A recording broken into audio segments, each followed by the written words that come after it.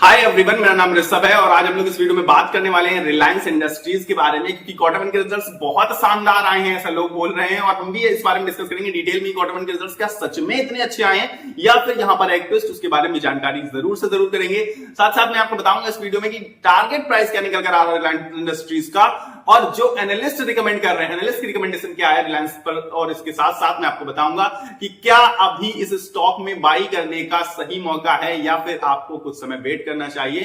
तो चलिए फटाफट से शुरू करते हैं, बिना स्किप किए वीडियो को आपको लास्ट तक जरूर देखना है। तो अब हम बात करेंगे रिलायंस इंडस्ट्रीज की। तो रिलायंस इंडस्ट्रीज की अगर हम बात करें तो 7 अप्रैल को करंट प्राइस की, 7 अप्रैल की प्राइस की बात बता रहा हूं, तो 1150 के आसपास ट्रेड करता हुआ नजर आ रहा था, जो कि 3 जुलाई को 1530 के आसपास पहुंच गया था। यानी कि इसने 3 महीनों में एक बहुत ऊंची और लंबी छलांग लगाई, बहुत शानदार से रिटर्न्स दिए इन्वेस्टर्स को बनाकर। लेकिन 3 जुलाई के बाद से रिजल्ट के आने तक, यानी कि फ्राइडे यानी कल तक, आप पाएंगे कि रिलायंस में हल्की फुल्की सी गिरावट बनी रही है, बहुत एक्स्ट्राऑर्डिनरी रिटर्न्स नहीं दे पाया। इनफैक्ट 3.5-4% की गिरावट जिसने दर्ज करी है और करंट प्राइस पहुंच चुका है 1476 के आसपास। अब बात कर लेते हैं सबसे पहले कि क्या इन्वेस्टर्स को इससे बहुत एक्स्ट्राऑर्डिनरी रिजल्ट्स की उम्मीद नहीं थी, इसके बारे में बात करेंगे। लेकिन उससे पहले हम बात करेंगे क्वार्टर वन के रिजल्ट्स की, क्वार्टर वन के नंबर्स की, क्योंकि नंबर्स जानकारी हमारे लिए बहुत ज्यादा इंपॉर्टेंट हो जाती है, क्योंकि उसी में तो बहुत कुछ छिपा हुआ है। तो अगर हम ऑपरेशंस फ्रॉम रेवेन्यू की बात करें, रेवेन्यू जो निकल कर आया है, ऑपरेशनल रेवेन्यू की बात कर रहा हूं मैं, वो निकल कर आया है इनका 2,48,660 करोड़ का। जबकि अगर इसके प्रीवियस क्वार्टर यानी कि मार्च 2025 की बात करें तो उसका रेवेन्यू था इनका 2,64,573 करोड़ का। इसका मतलब है कि रेवेन्यू में डिक्रीज हुआ है, रेवेन्यू डिक्रीज होते हुए नजर आ रहा है ना। इसके बाद भी आप देख रहे हैं कि हाइप कितनी बनी हुई है कि रिजल्ट्स बहुत एक्स्ट्राऑर्डिनरी है, बहुत अच्छे हैं, जबकि रेवेन्यू इसका पिछले क्वार्टर से डिक्रीज हुआ है। और अगर हम इसके ईयरली क्वार्टर से देखें यानी कि जून 2024 से, तो रेवेन्यू था इसका 2,36,217 करोड़, यानी कि ईयरली बेसिस पर रेवेन्यू में जंप है, लेकिन क्वार्टरली बेसिस पर रेवेन्यू में डिप आया है, ये हमें साफ साफ नजर आ रहा है। इसके बावजूद रिजल्ट्स एक्स्ट्राऑर्डिनरी आए हैं, ऐसा लोग कह रहे हैं, तो चलिए वो भी जान लेते हैं। क्योंकि सबसे खास चीज हो जाती है प्रॉफिट आफ्टर टैक्स, यानी कि नेट प्रॉफिट। नेट प्रॉफिट इसका निकल कर आया है इसी बार 26,994 करोड़, यानी कि लगभग 27,000 करोड़ का प्रॉफिट निकल कर आया है। जबकि इसके प्रीवियस क्वार्टर यानी कि मार्च का प्रॉफिट अगर हम बात करें नेट प्रॉफिट की, तो वो था इसका 19,407 करोड़, यानी कि रेवेन्यू ज्यादा लेकिन प्रॉफिट में इतना बड़ा अंतर कहां से आ रहा है वो भी हम बात करेंगे। यहीं पर एक ग्लिच छुपा हुआ है। ठीक, अगर हम बात करें ईयरली बेसिस पर नेट प्रॉफिट की, यानी कि जून 2024 में इसका प्रॉफिट था 15,138 करोड़ का, और यहीं से गेम शुरू होता है कि 15,138 करोड़ यानी कि जून 2024 से जून 2025 तक जाते जाते 78% से इसका नेट प्रॉफिट इंक्रीज हुआ है, जहां पर बहुत बड़ा खेल है, बहुत बड़ा खेल है। क्योंकि 78% से अगर रिलायंस जैसी टॉप इंडस्ट्री, सबसे बड़ी कंपनी है हमारे देश की, अगर इतना भयंकर प्रॉफिट में इंक्रीमेंट होता है तो आप समझिए कि रिलायंस का स्टॉक कहां जाकर रुकेगा। यही तो बात है, इसीलिए मैं आपको इसमें एक चीज जो छुपी हुई है वो बताना चाहता हूं कि प्रॉफिट में इतना सडन डिफरेंस कहां से आ रहा है। बहुत सडन डिफरेंस आ रहा है, जबकि आप पाएंगे रेवेन्यू में बहुत सडन डिफरेंस नहीं है। रेवेन्यू तो नॉर्मल सा ही है, ईयरली बेसिस पर बढ़ा है, क्वार्टरली बेसिस पर इनफैक्ट घटता हुआ नजर आ रहा है, तो उसके बारे में बात कर लेते हैं। ठीक है, तो ये जो प्रॉफिट आपको दिख रहा है ना, असलियत में ये प्रॉफिट आया है, ऑब्वियसली अच्छा कामकाज किया है, सब कुछ अच्छा चला है, लेकिन इस प्रॉफिट जो टोटल प्रॉफिट आपको नेट प्रॉफिट दिख रहा है उसमें जुड़ा है इनका एशियन पेंट्स का स्टेक सेल। इसी क्वार्टर में इन्होंने अपना एशियन पेंट्स का जितना स्टेक था, जो भी 3.5-4% का, वो सेल कर किया था। और कितने का सेल किया था ये जानकारी हमारे लिए सबसे ज्यादा इंपॉर्टेंट आती है, क्योंकि इसके बाद ही हम असली में बता पाएंगे ना कि कितना प्रॉफिट, एक्चुअल प्रॉफिट हुआ इन्हें और कितना ये स्टेक एशियन पेंट्स का सेल कर आया है। तो अगर हम बात करें एशियन पेंट्स के स्टेक सेलिंग से इनको मिला है 8,924 करोड़ रुपए। इसका मतलब है कि अगर हम इसका 8,924 करोड़ या मे बी आफ्टर टैक्स भी कुछ मिला होगा जो भी 7-8 हजार करोड़, तो अगर वो प्रॉफिट हम यहां से हटा देते हैं तो आप पाएंगे कि रिजल्ट्स बहुत एक्स्ट्राऑर्डिनरी नहीं है। 19,000 करोड़ के आसपास प्रॉफिट निकल कर आएगा, जो कि बहुत अच्छा नहीं है। मैं ये नहीं कह रहा हूं कि खराब है, लेकिन एवरेज से आप पाएंगे कि रिजल्ट्स आए हुए हैं। और उसका रीजन है कि 19,000 करोड़ का प्रॉफिट तो इसने लास्ट क्वार्टर में दिखाया था, है ना, करीब करीब। तो इसी वजह से मैं आपको बस ये चीज बताना चाहता हूं कि यहां पर ये ट्विस्ट था कि एशियन पेंट्स का जो इन्होंने इसी क्वार्टर में स्टेक सेल किया था, वो भी प्रॉफिट तो इसमें जुड़ेगा ही। ऑब्वियस बात है कि जिस क्वार्टर में जो भी कामकाज हुआ है वो इन्होंने पूरे नंबर्स अपने डिस्क्लोज कर दिए, पूरे नंबर शो कर दिए।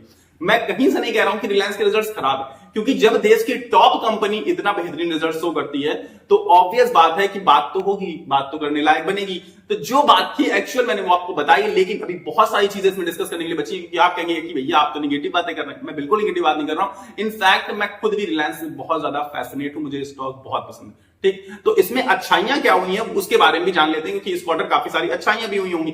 तो उनमें अच्छाइयों में है कि जियो ने अपने 200 मिलियन यूजर्स क्रॉस कर लिए। ये तो बहुत अच्छी बात है, जियो भी उसी के अंदर आता है, रिलायंस के ही अंदर आता है। ठीक है, तो जियो ने अपने 200 मिलियन यूजर्स क्रॉस कर लिए। साथ साथ रिलायंस रिटेल की बात करें तो उनका रेवेन्यू 11% से उठा है और उन्होंने कई सारे नए स्टोर्स भी खोले हैं। उनका नंबर है 388 नए स्टोर रिलायंस रिटेल ने खोले हैं, यानी कि सारी चीजें पॉजिटिव में आ रही। ठीक है, आगे बात कर लेते हैं। तो हम लोग रिलायंस का जो जियो है उसने अपने Q1 यानी कि यही जो रिजल्ट्स आए हैं उनमें ARPU मतलब है कि रेवेन्यू पर यूजर की बात कर रहा है कि एक यूजर से वो कितना रेवेन्यू जनरेट करते हैं। तो इस क्वार्टर में उन्होंने जनरेट किया है 208.80 रुपए पर मंथ। इसका मतलब है कि ये जो आप देख रहे हैं कि रेवेन्यू पर यूजर, ये भी आपको 15% से बढ़ते हुए नजर आया है इस क्वार्टर, जो कि बहुत अच्छी चीज है, मैं पर्सनली कहूंगा। इनफैक्ट आप कह सकते हैं कि देखिए प्राइस हाइक हुआ था अभी बीच में, इसी वजह से इस क्वार्टर का और इसके प्रीवियस ईयर के इसी क्वार्टर का यहां पर डिफरेंस आपको देखने को मिल रहा है रेवेन्यू पर यूजर में, क्योंकि जैसे जैसे प्राइस बढ़ेंगे उसी के हिसाब से रेवेन्यू पर यूजर बढ़ने के चांसेस ज्यादा होते हैं। बाकी तो कहीं से बढ़ेगा नहीं। देखिए कोई बहुत ज्यादा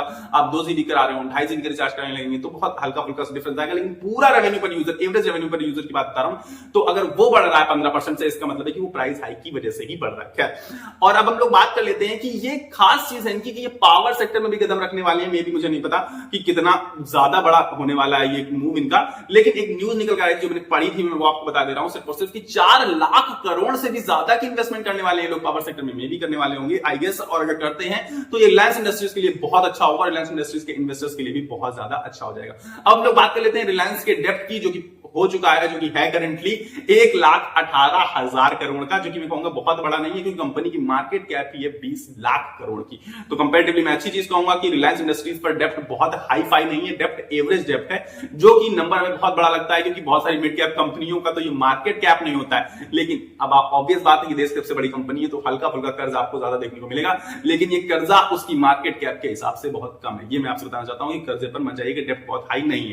ठीक, अब बात कर लेते हैं टारगेट प्राइस की, जो कि एनालिस्ट ने रिकमेंड किया, मुझे नहीं पता पर्सनली, मैं अपनी तरफ से टारगेट प्राइस दे नहीं सकता। मैं तो कहूंगा कि ये स्टॉक जाएगा 2,000, 2,500, 3,000 तो आप मान लेंगे। लेकिन एनालिस्ट ने जो कि निकाल कर दिया है टारगेट प्राइस, तो वो टारगेट प्राइस निकाल कर दिया है 1583.35 पैसा। ठीक है, यानी कि इतना ये स्टॉक पहुंच सकता है और बहुत जल्द पहुंच सकता है। इनफैक्ट हम लोग ये बोल सकते हैं, क्योंकि जो कि यहां से लगभग 7-7.5% का अपसाइड दिखाता है यहां पर इस टारगेट प्राइस के साथ। अब हम लोग बात कर लेते हैं कि क्या हमें इसमें खरीदारी करनी चाहिए।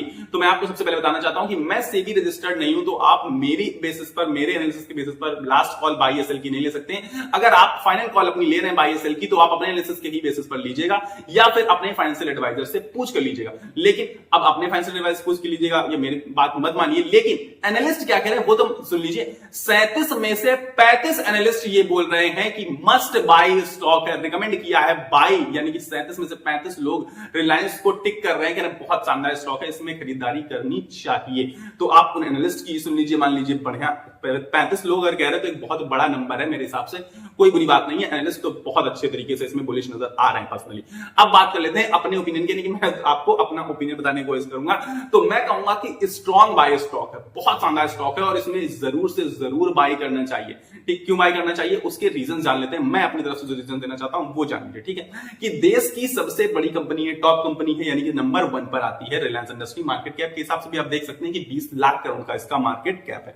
नेक्स्ट बात करें तो देश के सबसे बेहतरीन प्रमोटर्स भी हैं इसके, यानी कि अंबानी फैमिली, अंबानी से बेहतरीन प्रमोटर आपको कहां पर मिलेंगे, सीधी सी बात है।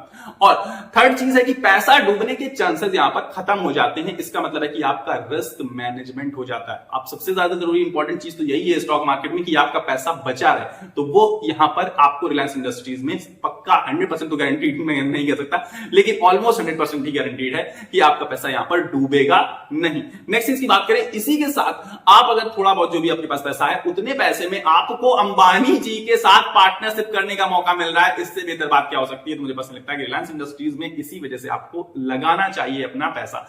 नेक्स्ट चीज बात करें जो कि थोड़ा सा आगे आने वाले समय में लॉन्ग टर्म की बात हो जाएगी, लेकिन रिलायंस ने अपने 2 आईपीओ भी अनाउंस किए हैं जो कि आने वाले हैं, मे बी विद इन 2025-2026 तक आ जाएंगे, जहां तक ऐसा बातचीत है, सुनने में है, बाजार में माहौल गर्मा गर्मी है।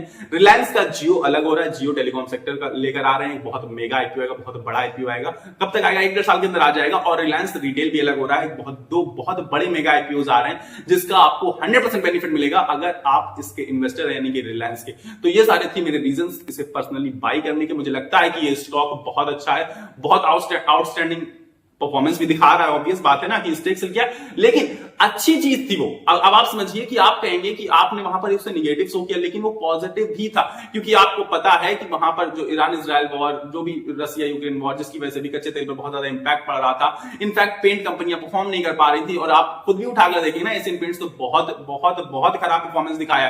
ठीक है, तो एक डेप्रिसिएटिंग एसेट को रखने का कोई मतलब नहीं था, बल्कि उससे उन्होंने बहुत ज्यादा अर्निंग करी है। मैं कहूंगा कि ये उनका बेस्ट मूव था एशियन पेंट्स में अपना स्टेक सेल करने का, जो कि आपको रिजल्ट्स में उसका इंपैक्ट साफ साफ देखने को मिल रहा है। तो आई होप आप मेरी बातचीत को अच्छे तरीके से समझ गए होंगे, क्वार्टर वन रिजल्ट्स समझ गए होंगे, बाई करना चाहिए या नहीं करना चाहिए भी समझ गए होंगे, और करना चाहिए तो क्यों करना चाहिए मैंने ये भी आपको डिटेल में समझाने की कोशिश करी है। अगर अभी भी आपको कोई डाउट है, आप मुझे कुछ बताना चाहते हैं, आप कुछ कहना चाहते हैं, तो आप जरूर से जरूर कमेंट करने के लिए कमेंट बॉक्स में फ्री है, और अगर आप कमेंट करेंगे तो मैं आपका उसका रिप्लाई भी जरूर से जरूर दूंगा। ठीक, मिलेंगे अगले वीडियो में, लेकिन उससे पहले मैं आपकी एक फ्री चीज मांगना चाहता हूं। फ्री चीज क्या है? वो आपका लाइक है। नीचे लाइक का बटन आ रहा है, उसको दबाकर वीडियो को लाइक कर दीजिए अगर आपको वीडियो पसंद आया। साथ साथ चैनल को सब्सक्राइब कर लीजिए, क्योंकि मैं रेगुलर बेसिस पर शेयर मार्केट से रिलेटेड वीडियोस लेकर आपके लिए आता हूं। Stock specific analysis. अगर आप रेगुलर बेसिस पर मेरे द्वारा स्टॉक मार्केट से रिलेटेड वीडियोस चाहते हैं तो नीचे सब्सक्राइब बटन आ रहा है, उसको दबाकर मेरे साथ जुड़ जाइए। मिलेंगे अगले वीडियो में, तब तक के लिए आप सभी को अपनी सेहत का ख्याल रखना है। स्वस्थ रहिए, मस्त रहिए। नमस्कार, धन्यवाद।